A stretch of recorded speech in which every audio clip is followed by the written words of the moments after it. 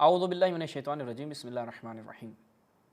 عشرہ صحابہ کے حوالے سے ہماری مسلسل گفتگو جاری ہے۔ آج ایک نئی قسط کے ساتھ آپ کی خدمت میں حاضر ہوئے ہیں۔ نہایت ہی دلچسپ آج کی قسط ہوگی۔ جس طرح کے گزشتہ ساتھ میں ہم نے صحابہ کے وہ فضائل بیان کیے، وہ روایتیں، صحیح روایتیں بخاری سے آپ کی خدمت بیان کی کہ جن میں ہم نے بتایا کہ صحابہ کس طرح رسول اللہ کو غضبناک کرتے تھے، رسول اللہ کے اوپر شک کیا کرتے تھے، رسول اللہ کے عدل و انصاف کو جو ہے وہ مشکوک قرار دیتے تھے، وہ ہم نے بیان کیا۔ اگر آپ نے نہیں دیکھا پہلے جائیں پچھلی ایک ساتھ کو دیکھیں، کیونکہ یہ صحابہ کے وہ فضائل ہیں جو آپ کو صحابہ کے عاشق بیان نہیں کریں گے، ہر صحابی نبی جنتی جنتی کا نعرہ لگانے والے بیان نہیں کریں گے۔ یہ فقط اور فقط مکتب اہل بیت کا ایک طرح امتیاز ہے کہ یہ صحابہ کے وہ فضائل آپ کے لیے بیان کر رہا ہے کہ جو کوئی بھی بیان نہیں کرتا، اور کر بھی کہاں سے رہا ہے؟ انہی کی کتابوں سے، اور وہ کتاب کہ جو سب سے صحیح کتاب بعد کتاب الباری، صحیح بخاری۔ اچھا، آج کیا بیان کر رہے ہیں جی ہم آپ کے لیے؟ ملاحظہ فرمائیں صحابہ کیسے تھے۔ صحیح بخاری جلد نمبر 8 مولانا محمد داؤد راز صاحب کی تحقیق کے ساتھ۔ صحابہ کو رسول اللہ جو ہے وہ لالچی قرار دیا۔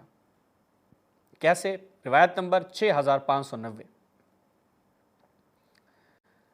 اچھا جی، کون ہے جی؟ عقبہ بن عامر نے نبی کریم نے کہا کہ نبی کریم باہر تشریف لائے اور شہدائے احد کے لیے اس طرح دعا کی جس طرح میت کے لیے جنازے میں دعا کی جاتی ہے۔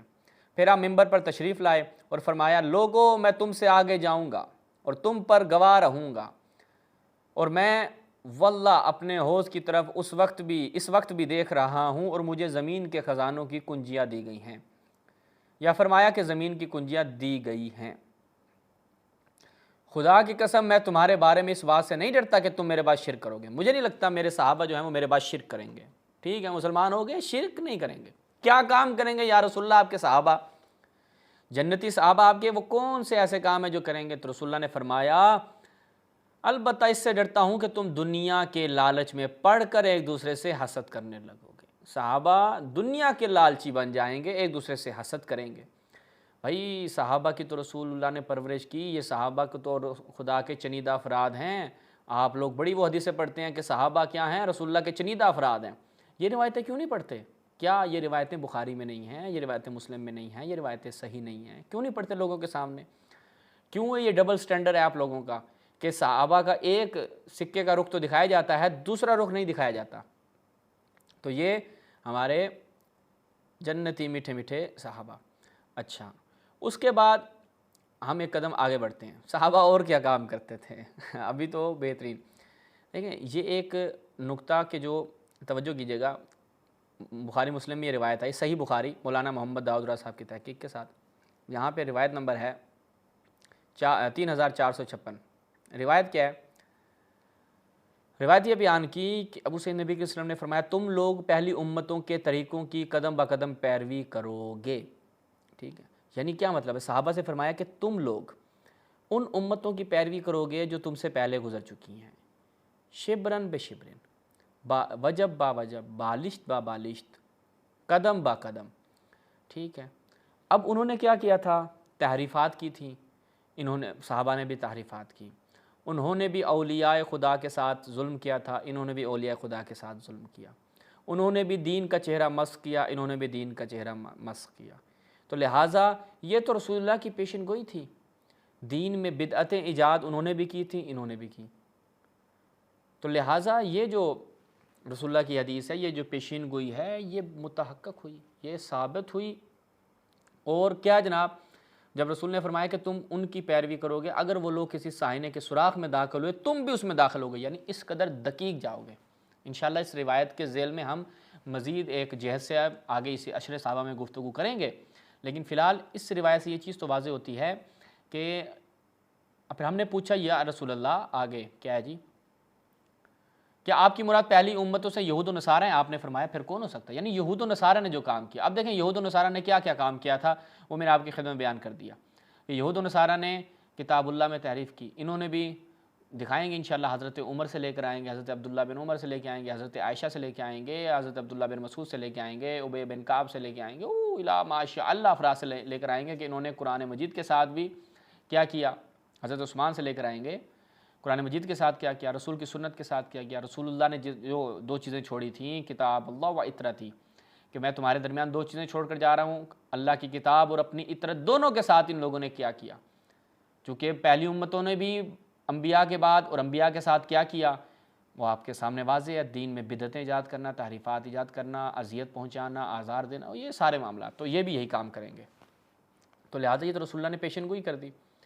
اچھا، اس کے بعد ہم دیکھتے ہیں کہ خود رسول اللہ نے اس حوالے سے مزید کیا بیان فرمایا۔ خود صحابی نے اس بات کا اعتراف کیا، یہ جو میں نے اپنی زبان سے بات کی نا، آپ نے کہا کہ بھئی یہ یہود و نصارہ کی طرح کریں گے، اب دیکھتے ہیں خود یہ صحابی اس بات کا اعتراف کر رہا ہے کہ ہم نے بالکل ویسا ہی کیا ہے جو رسول اللہ نے پیشن گوئی کی تھی۔ روایت نمبر ہے 4170، کیا ہے جی؟ علاء ابن مسیب جو ہیں وہ بیان کر رہے ہیں کہ ان کے والد نے بیان کیا کہ براء ابن عازب کی خدمت میں حاضر ہوا۔ اچھا، براء ابن عازب صحابہ رسول میں سے تھے، حاضر و عرض کیا ہنیئا لک، طوبی لک، مبارک ہو آپ کو، صاحبت النبی، تم نے نبی کی صحبت پائی ہے، نبی کی خدمت میں حاضر رہے ہو، ٹھیک ہے، وبایعتہ تحت الشجرہ، اوہ یہ بھی بڑی فضیلت ہے، بیت رضوان میں شامل تھے، درخت کے نیچے جو بیعت کی گئی اس میں تم شامل تھے، تو تمہارے لیے یہ ایک بہت بڑی سعادت ہے اور بھائی بہت خوش نصیب ہو۔ آج کہتے ہیں نا کہ بھئی یہ تو رسول کے ساتھ رہنے والے لوگ، انہوں نے تو بیت رضوان میں شرکت کی، جنگ بدر میں بھی آئے، یہ بھی کیا وہ بھی کیا، آپ نے شجرہ درخت کے نیچے بیعت کی، تو آپ کو بڑی مبارک ہو۔ تو اس مبارک کو وہ بھی آگے خوش ہوئے، ہاں نہیں واقعی ہماری بڑی سعادت ہے، اللہ کا شکر ہے ہمیں یہ سعادت ملی۔ نہیں، وہ نے کہا دیکھو بھائی یہ چیز کیا، یہ کیا باتیں کر رہے ہو کہ بھئی رسول کے ساتھ تھے، بیت رضوان میں شرکت کی، کوئی فائدہ نہیں پہنچائے گی، سوچو ہی نہیں۔ کیوں؟ یبن اخی انک لا تدری ما احدثنا بعدا، اے میرے بھائی تم نہیں جانتے ہم نے رسول اللہ کے بعد کون کون سی بدعتیں انجام دی ہیں، کیا کیا کام کیے ہیں، ما تدری ما احدثنا بعدا، ٹھیک ہے۔ یہ وہی حدیث حوض کو جب آپ ہم نے جو بیان کیا تھا وہ الفاظ بالکل یہاں پہ موجود تھے، حضرت عائشہ نے بھی یہی الفاظ بیان کیے جب انہوں نے کہا کہ حضرت عائشہ کو، کیس ابن ابی حازم جو ہے وہ روایت کرتا ہے، مستدرک علی الصحیحین کی روایت ہے اور صحیح روایت ہے، کہا حضرت عائشہ سے آپ رسول اللہ کے ساتھ دفن کریں آپ کو، انہوں نے کہا نہیں تمہیں نہیں معلوم میں نے رسول اللہ کے بعد کیا کیا کیا ہے، قرآن نے کہا تھا کرنا فی بیوتکن، میں گھر میں نہیں بیٹھی، ٹھیک ہے، چلی گئی، جنگ کی، کئی بچے مارے گئے، میں تو ام المومنین تھی نا، لیکن میں نے پھر بھی اپنے بچوں کو قتل کروایا، یعنی حضرت عائشہ بھی اس چیز کے اوپر پشیمان تھی۔ یہاں پر یہ دیکھیں کہ براء ابن عازب بھی کہہ رہے ہیں کہ بھائی یہ کیا باتیں کر رہے ہو، طوبی لک ہنیئا لک فلاں فلاں، نہیں ہم نے بھائی وہ کام کیے ہیں کہ تمہاری سوچ ہے، لہٰذا کوئی فائدہ نہیں پہنچائے گی چیز۔ اب یہاں تک ایک یہ بات، بدعتیں جیسے میں نے روایت دکھائی یہودیوں کی اقتدا کریں گے، یہاں پر رسول کے بعد بدعتیں ایجاد کی۔ اور صحابہ کیا کرتے تھے؟ صحابہ میں ایک اور جو چیز تھی ملاحظہ فرمائیں، صحیح بخاری، وہ جو کہا تھا نا کہ تم حسد کرو گے دنیا کی لالچ میں، اس کو میں آپ کو عملی طور پہ اسی بخاری سے روایت دکھا رہا ہوں۔ صحیح بخاری مولانا محمد داؤد راز صاحب کی ہے، اس کے ساتھ روایت نمبر 7148 الامارہ، باب الامارہ میں ابو ہریرہ نے نبی کریم صلی اللہ علیہ وسلم سے فرمایا، نبی کریم صلی اللہ علیہ وسلم نے فرمایا ابو ہریرہ سے، تم حکومت کا لالچ کرو گے، کون؟ صحابہ، اور یہ قیامت کے دن تمہارے لیے باعث ندامت ہوگی، ستحرسون علی الامارہ فستقون ندامتا یوم القیامہ، یعنی جو رسول نے پیشن گوئیاں کی بدعتیں ایجاد کریں گے، صحابہ نے اعتراف کیا۔ حضرت ابو ہریرہ وہاں پہ ایک عام روایت کی کہ میں تم یہ نہیں ڈرتا کہ تم لوگ شرک کرو گے، شرک کے مرتکب ہوگے، یہ نہیں میں کہتا، تم لوگ کیا کرو گے؟ تم لوگ حسد کرو گے دنیا کے لالچ میں، اور دنیا کی لالچ میں سے ایک چیز حکومت ہے، اور یہ یہاں پر خود رسول اللہ نے بیان فرمایا کہ تم حکومت کا لالچ کرو گے اور یہ قیامت کے دن تمہارے لیے باعث ندامت ہوگی۔ امیر المؤمنین، یہ امام غزالی نے کیا بیان فرمایا جناب سیر العالمین میں کہ غدیر میں امیر المؤمنین کی بیعت کی، اس کے بعد حضرت عمر پر ہوائے نفس غالب آ گئی، طلب ریاست کا غلبہ آ گیا، تو لہٰذا انہوں نے وہ بیعت توڑ دی۔ کون؟ جناب غزالی نے اس کو بیان کیا، امام غزالی نے اس کو بیان کیا، اور بخاری کی روایت بتاتی ہے۔ تو لہٰذا اگر آپ اسی بخاری مسلم کو ٹھیک سے پڑھیں میرے سنی بھائیوں، آپ کو صحابہ کے بارے میں جو کنسیپٹ دیا گیا ہے وہ اس کے خلاف ہے۔ آپ کو جو ذہن میں بٹھا دیا گیا نا، صحابی نبی جنتی جنتی، بس صحابہ کلہم عدول، ٹھیک ہے، بس اس کے بعد جناب کیا ہے، خدا کے چنیدہ افراد ہیں. تو یہ ساری چیزیں آپ کی بخاری مسلم سے رد ہو جائیں گی، اور کسی کتاب کی طرف جانے کی ضرورت نہیں. آپ کے پاس بخاری ہے، بخاری کی یہ 7,000 کچھ روایت پڑھ لیں، دقیق پڑھ لیں، آپ کو اسی میں تضادات بھی نظر آئیں گے، اسی میں آپ کو وہ ساری چیزیں پتہ چل جائیں گی کہ آپ کو پاکستان میں جو یہ ایک ذہن بنایا گیا آپ کا، اور آپ کی تربیت کی گئی، اور آپ کو شدت پسند بنایا گیا صحابہ کے نام پر، یہ فقط اور فقط اہل اسلام میں سے ایک فرقہ جو تشیع ہے اس کے خلاف ابھارا کہ ان کو قتل کرو، یہ صحابہ کے گستاخ ہیں. جبکہ بخاری میں دیکھا جائے تو صحابہ رسول اللہ کے گستاخ تھے. جب صحابہ رسول اللہ کے گستاخ ہیں، آج آپ کہتے ہیں ہر گستاخ نبی کی سزا سرتن سے جدا، سرتن سے جدا. تو بھائی شیعہ تو نہیں کہتا، شیعہ تو یہی کہتا ہے کہ بھائی ہر صحابی نبی کو وہ درجہ مت دو. ایسا نہیں ہے ہر صحابی نبی جنت میں جائے گا، رسول کے صحابہ کا بہت بڑا مقام ہے، لیکن ایسا نہیں ہے کہ سب صحابہ جو آپ نے رکھا کہ بس جس نے بھی من رعا نبیًا، کہ جس نے بھی نبی کو دیکھا بس وہ کیا ہو گیا فہو صحابی. نہیں، ایسا نہیں ہے، یہ نظریہ خود بخاری مسلم کے خلاف ہے. اس کے بعد ایک اور روایت آپ کے سامنے رکھتے ہیں. یہ صحابہ اور کیا کرتے تھے؟ صحیح بخاری جلد نمبر 2، صحیح بخاری میں ہی ہے بھائی، اس سے باہر نہیں جا رہے.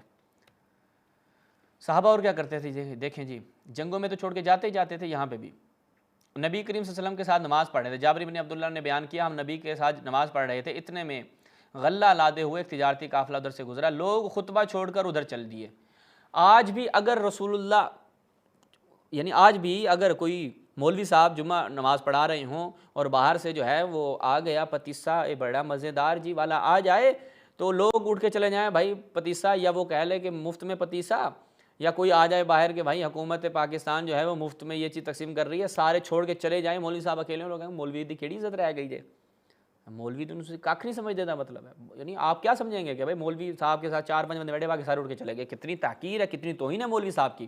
لیکن اتنے دیکھو چیک کرو کیا جی، نبی کریم صلی اللہ علیہ وسلم کے ساتھ کل 12 آدمی رہ گئے، لوگ خطبہ چھوڑ کے چلے گئے، 12 الا 12 رجلا، 12 افراد رہ گئے. اس وقت سورہ جمعہ کی آیت اتری، وَإِذَا رَأَوْا تِجَارَةً أَوْ لَهْوًا انفضوا إِلَيْهَا وَتَرَكُوكَ قَائِمًا.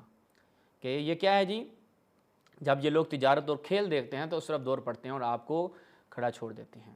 تو یہی صحابہ تھے کہ جنہوں نے رسول اللہ کو جنگ میں بھی چھوڑ دیا، جنگ میں چھوڑ کر رسول اللہ کو بھاگ گئے. ٹھیک ہے، اچھا یہ خود کہاں سے؟ آپ کی اپنی صحیح بخاری سے ہم نے آپ کی خدمت میں رکھا. اس کے بعد یہیں پہ میرے خیال میں اختتام کرتے ہیں انشاءاللہ. مزید بھی میں تو جناب صحیح بخاری سے بھر کے لایا ہوں، ابھی صحیح بخاری سے اور بھی ہم آپ کو صحابہ کے فضائل بیان کریں گے، لیکن آج اسی پہ اختتام کرتے ہیں. والسلام علیکم ورحمۃ اللہ.